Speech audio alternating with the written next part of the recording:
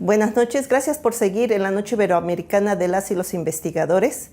Mi nombre es Judith Guadalupe Ramos Hernández y soy de la Coordinación de Hidráulica del Instituto de Ingeniería de la UNAM. Mi presentación se intitula Cuidamos los bosques, es interacciones y cambios a diferentes escalas a través del tiempo. Y básicamente puse la pregunta ¿cuidamos los bosques? Como parte de un truco. ¿Cuidamos en verdad los bosques? ¿Para qué cuidamos los bosques? ¿Queremos los bosques? ¿Realmente nos interesa conservar un área tan grande? Primeramente les voy a presentar algunas imágenes, algunas fotografías de la zona. En este caso se trata de la Aguada del Ramonal. La Aguada es un cuerpo de agua. En esta zona los cuerpos de agua los vamos a llamar principalmente aguadas. Nosotros llegamos en 2011 y encontramos una aguada muy bonita, con mucha biodiversidad, tanto en fauna como en flora. Para 2013, la aguada se había reducido significativamente, quedando solo esta área. Incluso ustedes pueden ver que está verde, es decir, está contaminada. Y nuestro estadal que pusimos para medir la superficie de agua ya simplemente no marcaba nada. En 2017 la situación fue peor, ya ni siquiera había cuerpo de agua. E incluso ustedes pueden ver, esta roca ya ni siquiera tenía moho. Para 2020, que fue el año de la pandemia, la situación cambió. Prácticamente no fue porque ya el humano ya no esté entrando, sí entraba. Lo que cambió fue que se presentaron lluvias atípicas y desde 2012 hasta 2019 hubo una sequía muy severa. ¿Por qué hablar de la selva tropical? Bueno, es muy importante reconocer que México es de los 10 países que cuentan con mayor superficie de bosque. Esto lo puso la Secretaría del Medio Ambiente 2021. Y es bosque primario. ¿Qué quiere decir? Que son bosques vírgenes. En principio, su evolución solo depende de los cambios que se den ahí. Por desgracia, nosotros ya no podemos decir que la selva maya en su totalidad, por lo menos la que pertenece a México, sea un bosque que nunca se ha talado. El bosque ha sufrido de muchos impactos generados por el ser humano y uno de ellos es la tala. Básicamente los bosques representan una cobertura del 26% y tienen 2/3 de la biodiversidad del planeta. Lo más importante es que son reguladores climáticos, alcance local, regional y mundial. Lo que nosotros hagamos con el bosque aquí en México, sí va a repercutir a nivel mundial. Básicamente en 2020 se dice que se deforestó una extensión de bosques primarios del tamaño de los Países Bajos, un 19% más que en 2019. Si ustedes lo ven, el impacto es muy grande, sobre todo por todos los beneficios que nos aportan. La zona se caracteriza por la biodiversidad, no por su endemismo, que son las especies que nacen ahí y que son de ese sitio nada más.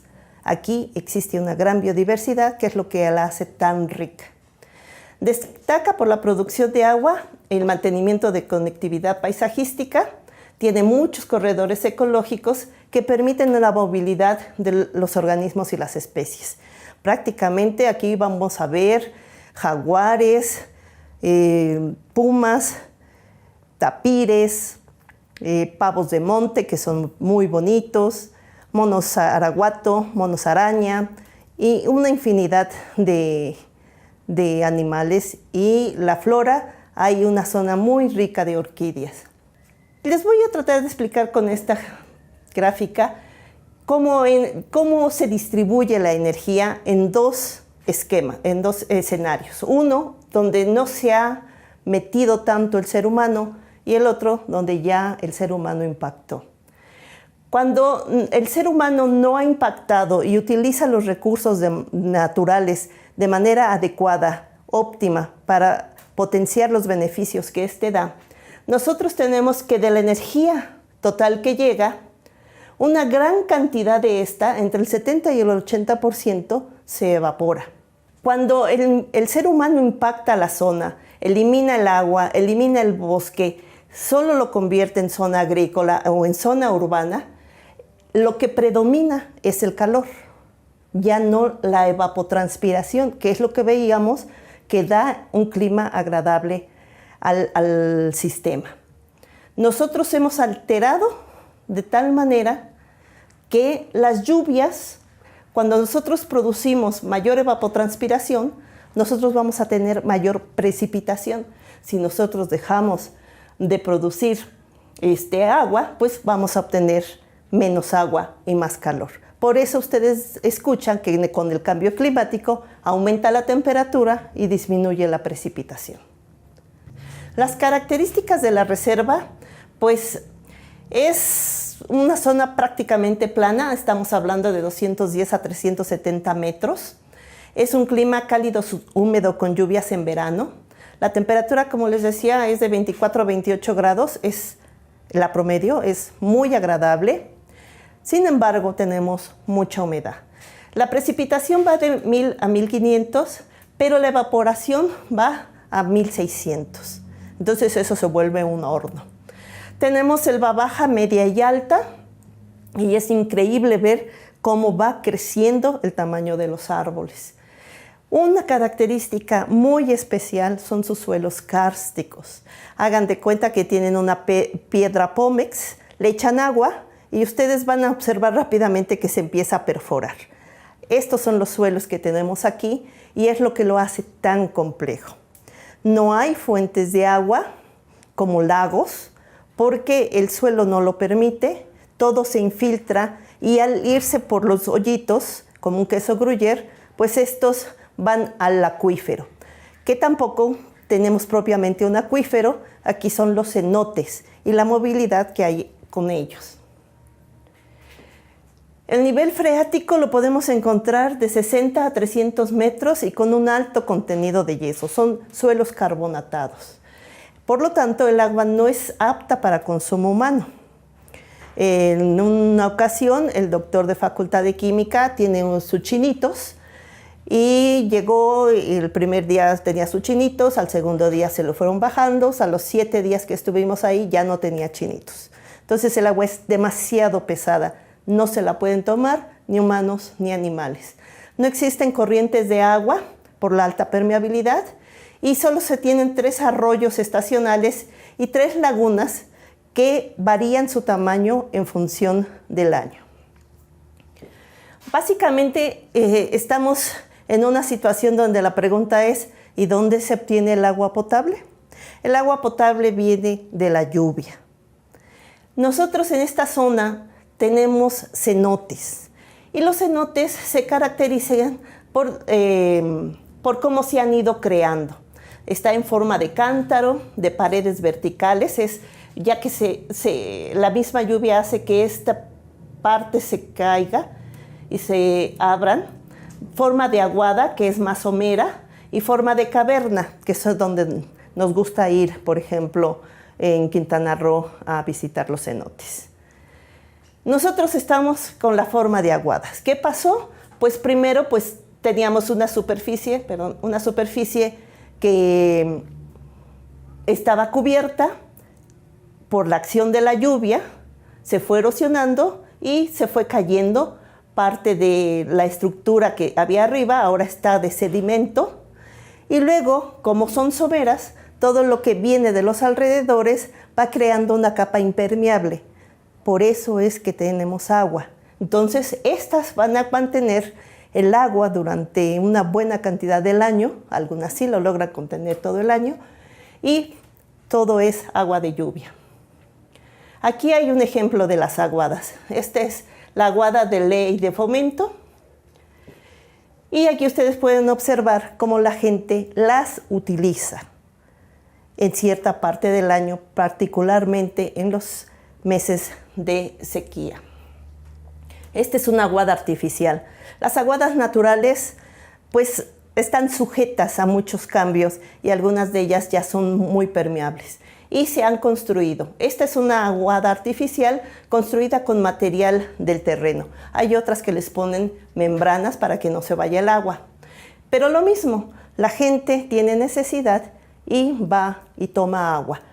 Esta es las personas locales que van a abastecerse para sus casas, pero también tenemos pipas que van y sacan agua para llevarla a las comunidades.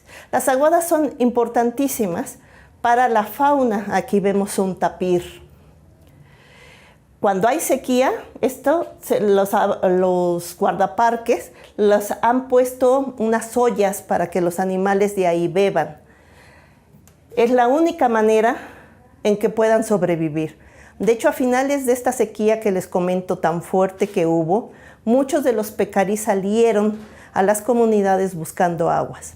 Pero son unos animalitos muy nerviosos y la gente muy curiosa y los quería agarrar, y entonces hubo una gran cantidad de decesos. No solo por la falta de agua, sino por el estrés que los mismos humanos les provocamos.